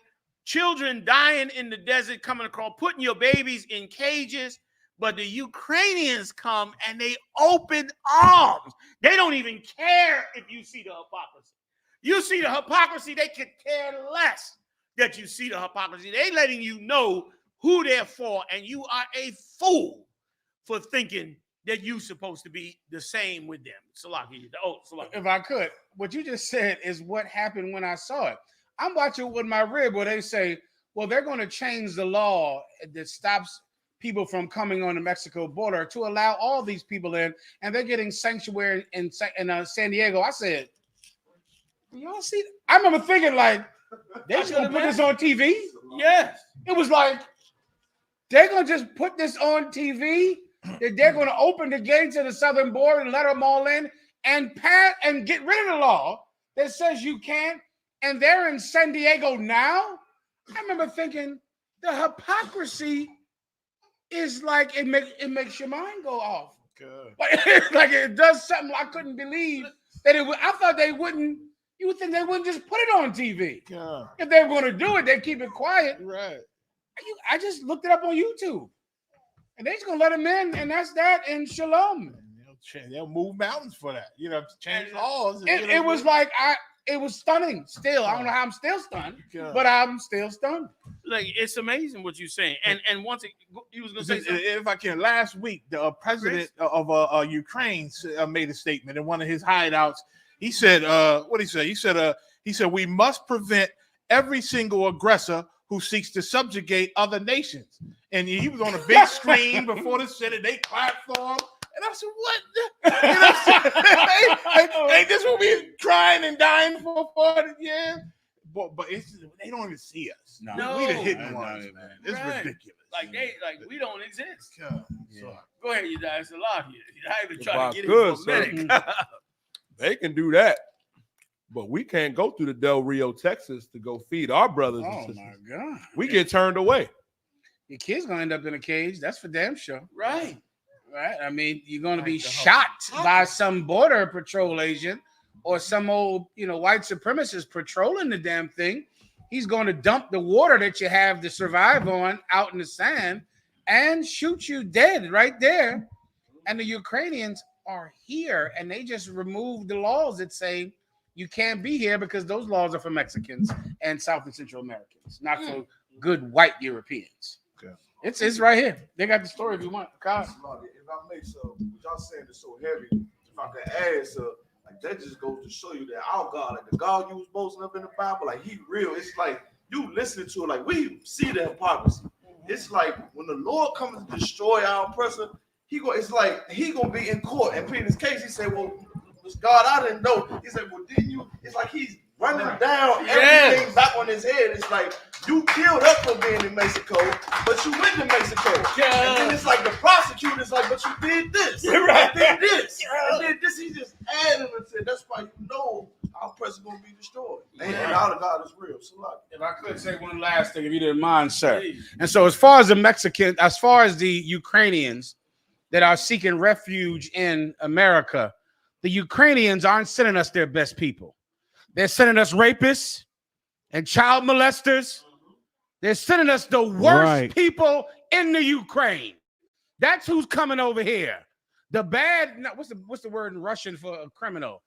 I don't know. They're sending the Ukrainian criminals here. And they're terrible people. And the Ukrainians are sending them to America to really ruin our country. And they're Nazis. And they're coming through that southern border. We better tighten up that southern border. We better get down there because the Ukrainians are sending rapists and child molesters here to America. And we need to shore up our southern borders and protect our borders. You know what we need is a wall, GEN.YAHANNA. That's it. That's what we need. A wall. We need a goddamn wall to keep the Ukrainians out of America and make America great again. Yes, sir. Thank you.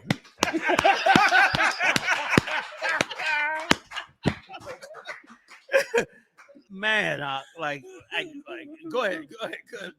I just want to add one more thing that they say. They sending us super predators. So that's what they That's what they're doing. That's right. They're not sending their best people. Right. They sending the rapists over here. Right. They're criminals. They're criminals. They're rapists. They rapists. They're Nazis. They're Nazis. Yeah. That's who's coming over here. Yeah. We got a story if you want. Go ahead, Maraz. Like I said, they always get away. They always get away. Always get away. You know, man. We need to be harder on crime. We need to be tougher on these criminals coming across from the Ukraine over here to America. Yeah. And you remember Poland just said out their mouth, we every Ukrainians, we let them in and they're good people, and we do this, but Muslims not the one. It was they not one. He said America not doing one. the same thing. You know what I'm saying? And when they say Muslim, They mean Arabs. Yeah. They mean black. You're not white. That's what Muslim means. Muslim means not white. You play the video for Commander GEN.YAHANNA, please. Insane. It's so adorable. The one I sent Officer Yediah. It's a YouTube video. I'm saying it right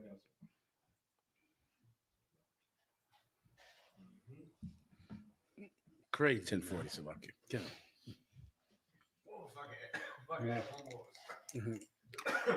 They gonna come over here and steal all the jobs. What they're gonna do? That's exactly They're what gonna come over here and be Ukrainian mobsters like they've been doing down there in Bensonhurst and Howard Beach, Brooklyn. They down there, halfway rivaling the Italian mob. And prostitutes, more prostitution than you could possibly imagine. Good night. Yeah, man. Gun running.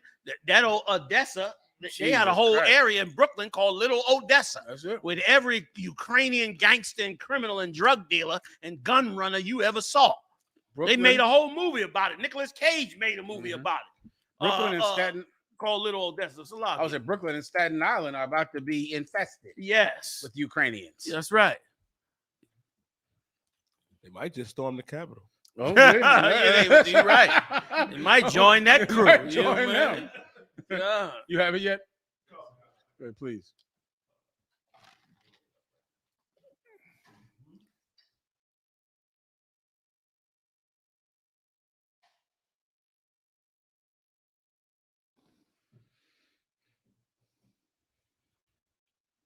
Border with Mexico seeking asylum on Wednesday, lining up at the international checkpoint in Tijuana. We just try to understand where our new home will be. We have to rebuild our life from bottom to from very beginning, And it's extremely. I mean, my sorry, I'm even shaking when I talk about this. There were also some Ukrainian U.S. citizens like Marina Sokolovska, who was at the border camp trying to help her cousin and baby nephew. I want to rescue my, loved one and bring it to California because she don't have anyone. The parents without connection for the last 6 days. We don't know if they're still alive or not. According to a former U.S. border official who was briefed on the matter, U.S. authorities were granting 1-year temporary humanitarian parole to Ukrainians. The U.S. Customs and Border Patrol and the Department of Homeland Security have not replied to requests for comment. But several Ukrainians told Reuters that they had been granted a year's stay in the U.S. The U.S.-Mexico border has been closed to most asylum seekers under a pandemic-era policy known as Title 42. However, a number of Ukrainians have described moving to the front of a line of migrants waiting to make their claims to border officials. Reuters saw more than 24 Ukrainians enter the United States earlier this week, while others seeking asylum, including Mexicans, Colombians, and Russians, were being turned away at the border. It don't get no more real than that. There's nothing you can say. And once again, if I could add one point, this is why, once again, the Most High is smarter than you. That's why we should love the Mexicans. We should love the Mexicans. That's why we failed the Mexicans when they were putting our brothers and sisters' children in them cages. We failed them, man. Right. We failed them time and time again. We should, you gangbangers. You gangbangers need to stop killing each other, man. That's right. Black and Latinos, you need to stop hating each other, man.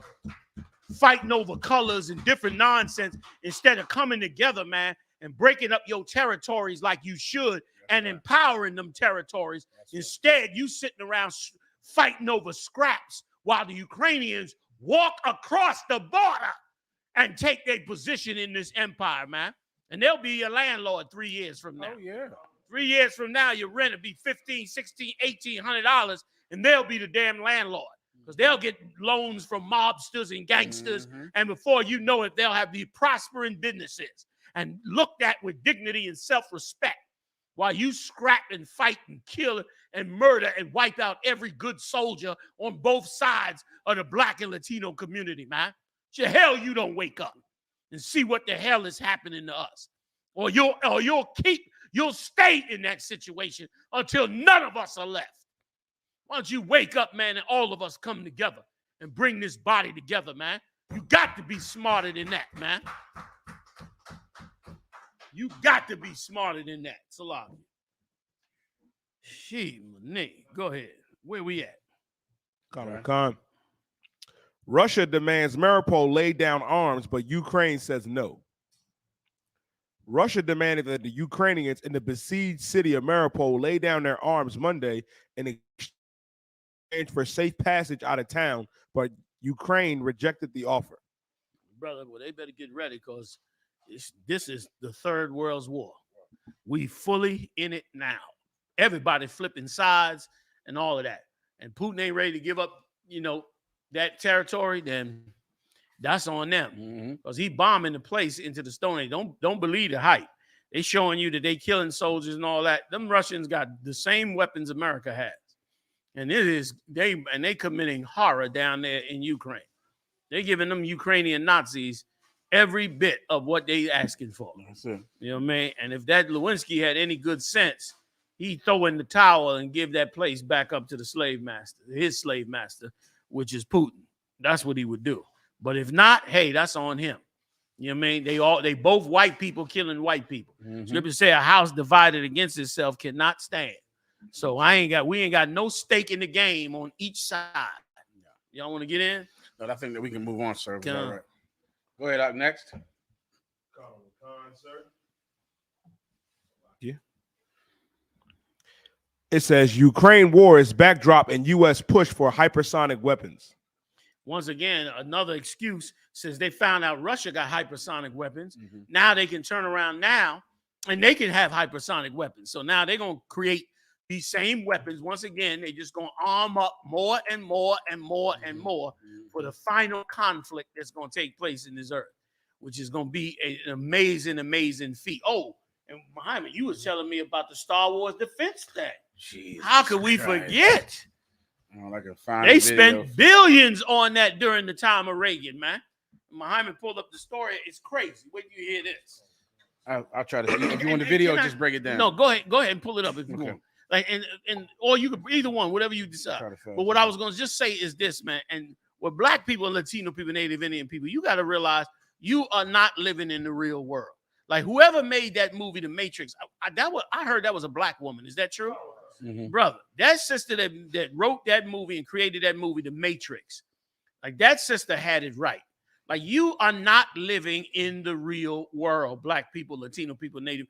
You in a fantasy world with your long fingernails and eyelashes and your homosexuals with pink hair and all of this nonsense y'all running around doing that is against the Most High. You're not living in the real world, man. The real world is very different than the one you are living in.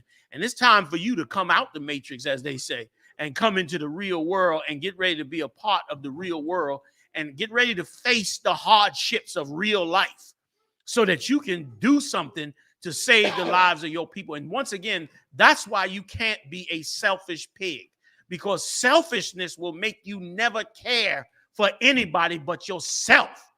And when the Lord requires that you care less for yourself than for your brothers so that he can utilize you to fix this nation, man, to fix the old people. It's the time that we in. You should wake the hell up, man. So go ahead, General, whenever you're ready. I sent the video. You can start. This whole thing is good for the Third World War. I realize that. But if you want to just shut it for time, I would go around 1 minute and 16 seconds into it. Can you get that? You die? Most high correct.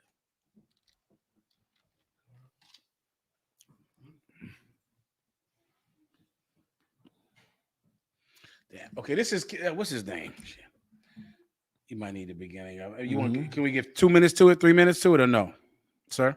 Go ahead, whatever you need. Okay, you might. We got, okay, we got 11 on the clock. Oh shit! Go ahead. Start. This cat is in charge of some group that's in charge of nuclear weapons. Okay. Right. The world's. He's supposed to get the whole world to, in essence, have less nuclear weapons. Right. Make sure nobody loses them. Make sure they have safeguards so that the weapons aren't dangerous. That's his job. The Nuclear Commission. That's his name, Munez. All right. Go ahead, brother. Because of Putin's rather reckless language Give me 30 seconds in terms of He'll say possibly third using nuclear. Turn us up a little bit. Is reliving the childhood concerns about nuclear war. This has all come about. Right there. The worries we have now, No, right? well, first of all, we don't promote nuclear threats. We try to remove them. Oh, I understand. But you're absolutely right. There's no doubt that a lot of people. I just saw an article. GEN.YAHANNA is reliving the childhood concerns about nuclear war. This has all come about because of Putin's rather reckless language in terms of possibly using nuclear weapons. It's the most. We try to remove them. Oh, I understand. But you're absolutely right. There's no doubt that a lot of people. I just saw an article. GEN.YAHANNA is reliving. How are you, sir? Great to see you again. Yes. All right. Well, I wanted you here because you know all things nuclear. And I've been hearing that word a lot more than I've heard it, I don't know, maybe ever. I mean, I was too young to remember the Cuban Missile Crisis, but I feel like that's the last time we all in America had this much anxiety about nuclear war. We keep hearing about this, so I thought you're the perfect guy to talk about this. Maybe you'll allay our fears, or maybe we'll all shit our pants and jump out the window after we talk. But you're head of something called the Nuclear Threat Initiative. What is that? Are they helping?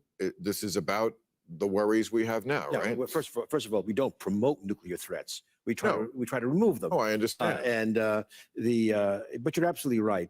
There's no doubt that a lot of people. I just saw an article. GEN.YAHANNA is reliving the childhood concerns about nuclear war.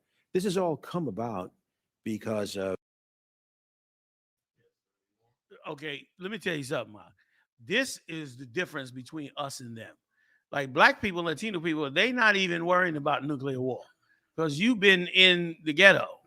You've been already in the nuclear holocaust. Every time it rains, it looked like, nuclear ash coming down on you in the hood. So you already been through it. But you heard what he said, that this is anxiety that they feel. And it is right. They feel this anxiety because this is the judgment for what they've done coming back to them. So that's it. That's all I want to say on that. Okay. All right. Shalom, warrior. All right, get in there and sing. Yeah, please go back to the tape. Shalom. Of Putin's rather reckless language in terms of possibly using nuclear weapons. It's the most dangerous period. And what is your organization doing about it? That's what we're worried about. Well, so we have been working, for example, we had a success in January that was rapidly overturned. We had a success when Putin, along with Biden and the leaders of China, the UK, and France, signed a joint statement, first time, that nuclear war cannot be won and should not be fought. Well, 2 months later, Putin says, hey, if things aren't going well, maybe I'm going to use a nuclear weapon. They have a doctrine called escalate to de-escalate. And what it means is that if things aren't going well, they might use what they call a small nuclear weapon, 5 kilotons. Just brought out a good point. That's Ezekiel, the 38th chapter. Gog and Magog being turned back around. And on top of that, they saying they might use a small, they going to nuclear war. Just to give them a little here. We ain't gonna nuke the world. No. We're just gonna nuke their little corner. Like that's gonna make them say, okay, cool. Let's stop all of that. Listen, and if I could, Lewinsky, was it whatever his name is, the so-called Judas over there in Ukraine running it. He turned around and said, if Putin don't stop, it could mean the Third World War. He might have nukes already. We don't know, because why is he saying that? Because they got 3 nuclear power plants. They could have been building nukes under his nose the whole damn time. And that might be why he's holding out. Because they might deliver the little briefcase to give the little nuclear bomb. Just a little something. Like they once again, it's gonna get comical after a while, because you're gonna see how, like the Lord said in the Psalm, he said, I shall have them in derision. And that's exactly what you see it now. They all in derision. One minute the Saudis with them, the next minute they want to go to China. One minute they hating Venezuela, next minute they begging Venezuela for oil. One minute they down with the Ukraine, the next minute they don't want to send no planes over there. Like they all in derision right now, and that's the Most High doing it, and it's going to get ridiculous after a while. And it is a glorious thing for judgment in the earth. Lord knows that the 12 tribes of the children of Israel that we read about in the Bible fully got the brunt of God's judgment, to the point where we were wiped out as a people and became completely subject to every whim and evil device of the other nations that they wanted.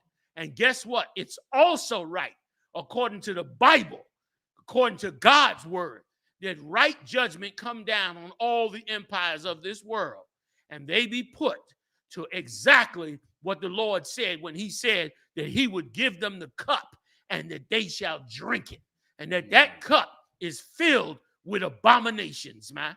They're going to drink them abominations, just like that scripture says, and it is right according to the law. So lock it. Let's go do it. Please. Oklahoma City was 2 tons, for example, to give you a scale. Was not nuclear. And it was not nuclear, and no radioactivity as well. That's what we worry about, the radioactivity. So this is not, well, and the blast as well. I mean, depends where it lands. Well, yes, but you wouldn't want to be in the blast. Like he's saying, listen, even if a small nuke go off, don't stress it. We had Oklahoma City, that was 2 tons. But Bill Maher catching him like, but that wasn't a nuclear bomb. What are you talking about? You know what I mean? What about the radiation fallout? What about all that? Like he's trying to prepare them for where this thing is going. So Lakia, go ahead, Doc. Yes, but the vast majority of the world would not be in the blast, but we would worry about radioactive fallout. Suffer from goes that. all around the world. Exactly. And so the idea is that they might use one if things are going badly. I might note things are going badly. And the idea is that the enemy would back off. But the reality is, we think that there's at least as good a probability that it would escalate to a full-fledged nuclear war. I tell you, what I worry about even before this is the, there are lost nuclear weapons. We don't know where they all are. There was a movie, I remember it, I think it was with John Travolta, called Broken Arrow. You ever see that movie? Correct. Right. The line that I remember that was so chilling was that the guy says, I don't know what's scarier, the fact that there are lost nuclear weapons or that there are so many, we have a term for it. That's what a broken arrow is. Since 1950, I think there's like 32. Right. 6 of them we've never recovered. One fell off a aircraft carrier into the bottom of the ocean. It's there now. Somebody has the ones we haven't found. Well, hopefully it's still sitting at the bottom of the ocean. Well, that one might be. That one. But others, unfortunately, American weapons fell in North Carolina, for example. How do you lose a nuke? It's really, that's a hard, it's big. It's considered very poor military practice. But the biggest story there really is when the Soviet Union fell apart. There was really no inventory of weapons, but even more so of the material, the uranium and plutonium, to make weapons, because they never bothered to count. So we went in, the United States and other countries, we went in hard. The so-called non-Lugar program in Russia and Ukraine and Belarus and Kazakhstan to try to nail down all of those materials, because the last thing we want is getting into the hands of a terrorist. Right. Well, they probably use nails. That's my issue, is that, you know, when I see how incompetent this Russian military is, it makes me worry. It makes me almost very refreshing to hear Bill Maher fear. Like if he's just scared to death. Well, that's what we concerned with. Well, what happened to them? Well, how did they get lost? Like that is he's scared to death. This war with Russia and Ukraine is making them say to themselves, put this on nuclear. Because of course, they're hearing the prophets of God say it's gonna go nuclear. So they got a good reason to be nervous. Okay. And that's exactly, and it's in it. I mean, it's in it. I've never heard him sound so scared. You understand? He's usually pretty bold with, you know, very serious topics. Go ahead, If I could, sir, like when you watch the news, politicians, like you said, is very scared. And they do not like how Biden is dealing with Russia. Like they're afraid because they see a glimpse of their, you know, they're having. Listen, you so right. A glimpse. They see they having on CNN looking like the ghetto. Okay. Like them bombed out buildings they showing on CNN. I grew up with those all my life. That was the South Bronx. That was all my life. I grew up with them buildings. And they seeing that. Listen, somebody pull up. Oh, maybe not tonight, but it's on. It's about over. In well, we're gonna go. Let's go back to the tape. I don't want to if I could, maybe faster. If I could just explain what's about to happen. Go ahead. Everyone that watches Commanding General Yahanna for any amount of time, you know about the prophecy that the UPK has been making for years about the Star Wars defense program. Everyone heard of that, right? Well, back in the 80s, Ronald Reagan put a network of satellites all over the planet, saying that this network of satellites was there to fight the possibility of a Russian nuclear attack. Everyone heard of that, right?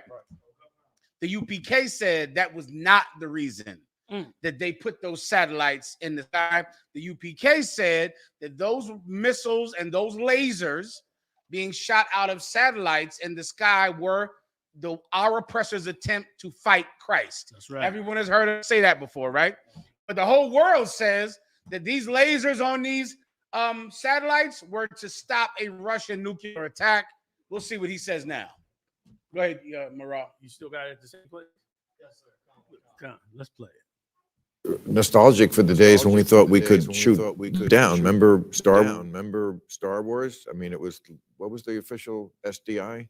Yes, SDI. Under Reagan, but they called it Star Wars. But the idea was, right, we don't have to lock them down anywhere, because if they come over, we can shoot them down. Now that never happened, and it never could. That's a myth. I mean, we could perhaps shut down, like but Israel shoots down missile, conventional missiles. Yeah, those are much shorter range. I understand, but the technology exists to intercept something. No. Well, the Patriot defense, right? But we can't shoot it. But we could probably shoot one down, maybe from Iran or from North Korea. But if we have hundreds of Russian missiles coming in, intercontinental, there is frankly no chance to defeat that. So it's all deterrence. That would be a suicidal mission, because we would do the same to them. Come on out. I mean, since the days of Ronald Reagan, they had the SALT II treaties, where they said that they was going to dismantle nuclear weapons because, of course, they said Ronald Reagan had set up what was known as SDI, the Star Wars Defense Initiative, where he sent particle weapon beams and God knows what he said he had up into space that made everybody know that if you fired a nuclear weapon, these weapons in space would shoot down and bomb your nuclear weapons. Now, the nuclear commissioner just said it was a goddamn myth. That if they shot them damn missiles, they might be able to stop one missile. Would show you, and let me tell you, everybody was like, thought during that Reagan, everybody was like, "Oh, they got SDI. No more worries. Ain't no more nuclear worries. They might as well dismantle." They started the START II treaty was the do the dismantling of the weapons. So I didn't mean to cut you off, You said, however, God, this had nothing to do with the Russians. God. This was not about the Russians. These weapons are in space to fight the coming of Christ. That our oppressor in America knows that Christ is coming back, and he put these satellites in space to fight Christ. Everyone on the planet said these were to fight a Russian nuclear attack. But the prophets of God knew it was a lie again. Now say thank you. Now say thank you. Damn right. Damn right. God. And since the 80s with this mess. That's it. When meanwhile, according to him, it is no defense. He said if they fire off 500 nukes, it ain't no defense. You might get one from Iran. Damn. Or You North might. Korea. Or North Korea. But as far as from them Russians coming over that Alaska, over that what they call the Northern Sea Ball or whatever the hell they call that, the Bering Strait. Right. Them nukes coming all the way home. So then I wonder why it's up there. Right. If it's not there to stop a nuclear attack. Why did they spend billions? I don't know. That ain't what they saying. Yeah. That part ain't the myth, but they did send them up. They up there now. Right. They up there right now. I just don't know why though. I think you're right. Go ahead. I was going to say something, but y'all bringing out it so heavy. Donald Trump kind of gave us some kind of hint where he was saying, we're fighting against the invisible enemy. That's why I made the Space Force. Yeah, there you go again. I wonder what that's for. Who knows? They're getting ready. You're right. The prophecy is coming to pass. Right. What can be an invisible enemy? I wonder. God. Right. Remember you said that? Yeah. This is an invisible enemy. Go ahead, If I could, sir, like it was documented where military officials seen the chariots, and they said they seen them traveling at a slow rate, and then when they, as they was looking on to them, they wound up hitting a speed, and they was like the amount of G-force that those those chariots traveled, it would shatter, a human brain. So they know the Lord angels is here, and the Lord is getting ready to shut down this place. And if I could, I don't know why they would develop supersonic weapons. Them tanks moving at 20 miles an hour. Like this war look awful low tech. Yes, right. They over there in Ukraine, climbing in windows, AK-47, sniping with AK. Like, what did you need the hypersonic, super duper sonic weapon for, unless you fighting the angels of God? Okay. A big shout out to Kathy Howard, Deshaun Canty, Hebrew Jake, Vanessa Coleman. Who else I got up in there? Mary Thomas, big shout out to you. General Kathum Gabar, No Tag 100, what's going on? Jacob Brown, always down with us in the building, man. Just Music, big respect, man, okay? To you. I got Kathy Howard. Hebrew Sister, always holding us down. Big shout out to you. Foot to Wise, big shout out to you. Judah 720. Twill Williams, if I didn't get you before. No Face TV, big shout out to y'all. Hey, man, join us. First of all, join us April 2nd, New York City, Alhambra Ballroom.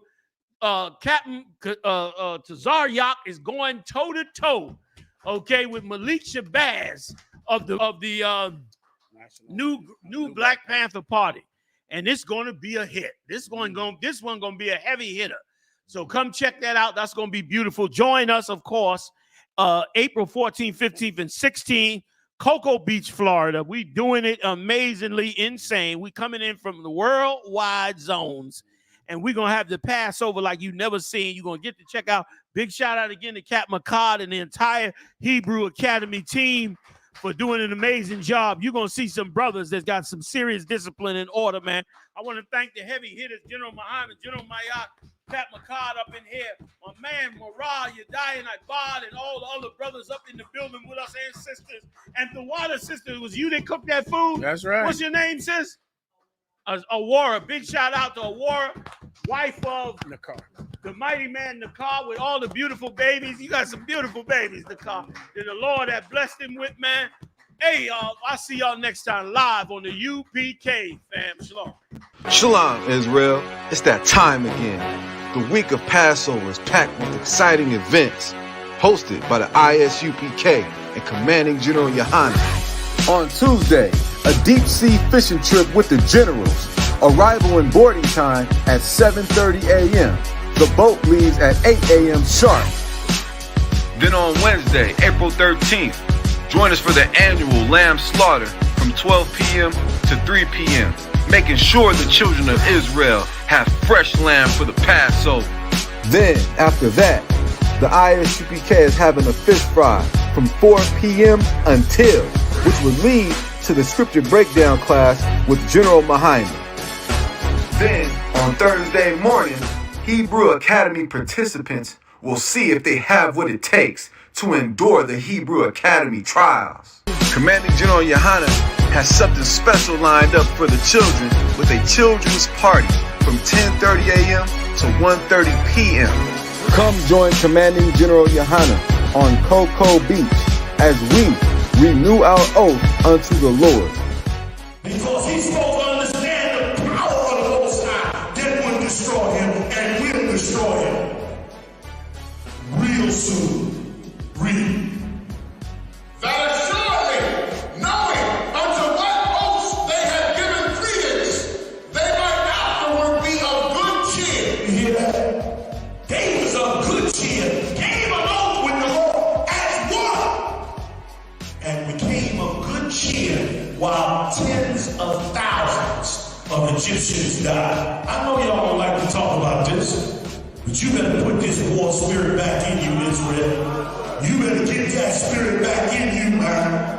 You better get that spirit of warfare back in you, because the Lord will put blood on the streets of America and around this world, brother.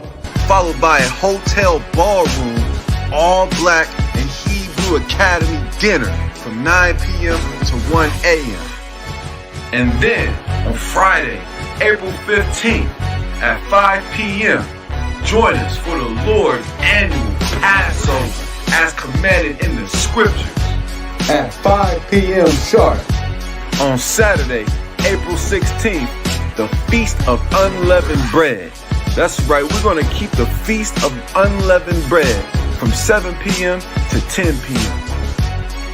Commanding General Yahanna has it all lined up for you, Israel. Come keep the Lord's Passover. Shalom.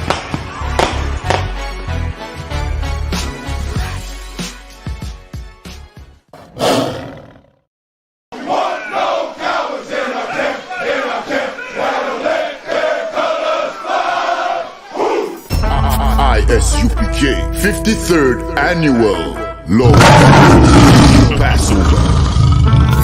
53rd Annual Lord's Passover is going to be held down here in Florida. It's going down. You're here tonight to get a chance to be righteous enough to be worthy of God coming to save you. That's right. It's going down. The Lord's 53rd Annual Passover. When we say we no cowards, we talk that business. We no cowards up in here. Book your hotels now at the Holiday Inn Express and Suites, the IHG Hotel, 301 Tucker Lane, Cocoa Beach, Florida, 32926. Here's a lot of men down. You dealing with the men of war. We at war. I sided with the Lord. Y'all see this? Comes with all your dishes, pots, and sports knives. I got it like this. This is like an apartment room and a hotel room. You know what I mean? Yeah. This here right here is about to be holy ground. It's going to be holy ground. All our beautiful, wonderful brothers and sisters from all over the world. You understand? We can boast that now. Brothers and sisters coming not only from every state, but from all over the world. I heard the numbers this year is ridiculous. We had to buy out the whole hotel. Friday, April 15th at the Space Coast Convention Center. My camp undefeated. You cannot debate. You just want the clout. We just want the praise. I'm just trying to get it. This is going to be glorious.